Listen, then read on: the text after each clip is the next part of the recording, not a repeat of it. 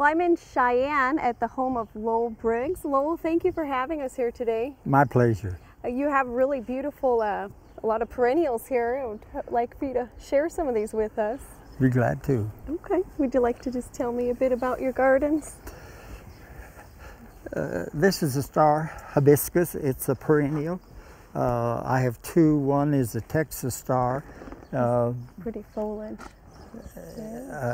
You can see the leaves are different than the others. Yeah, very unusual color and shape. Very pretty. Yes. Very pretty.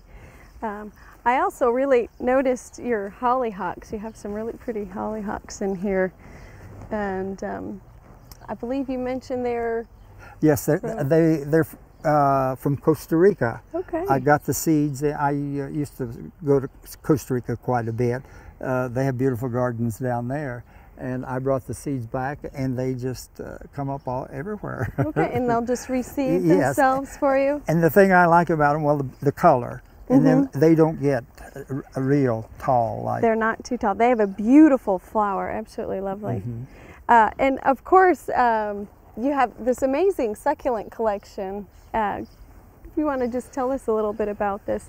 Well, the barrel cactus is probably 15 years old. It's quite large. It grows very slow, and you would be amazed what the price of that would be if you would try to buy it in a greenhouse. How large was it when you first purchased it? It was small, probably 2 or 3 inches across. Oh, okay. Wow. Yes. Wonderful. It does freeze, so I do have to take it in. Take that one in. The yucatea, it will, if it gets really cold, it will freeze, but I just wrap it and I don't have to dig it up. And it stays in. The big one, it doesn't freeze. It actually came from Missouri. A lady up there gave me a start from that one.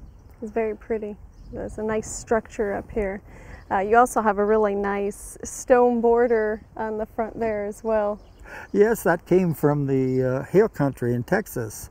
I lived in San Antonio, and when I had the property here and I was going to develop a museum, which I'm in the process of doing now, and I just, every time I would come over here to work, I would bring a load of rock or a load of my garden, part of my yard, and this is what I've ended up with. So a lot of your succulents you brought up from San Antonio with you? Yes. Okay.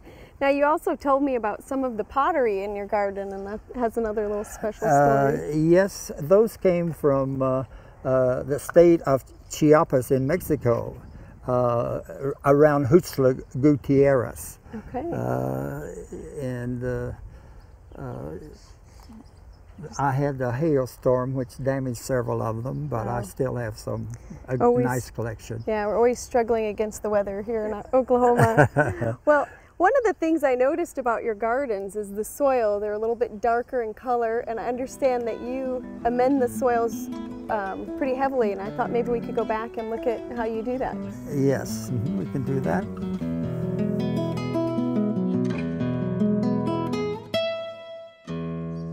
So you're preparing some beds in the back. Can you tell me how you prepare the soil?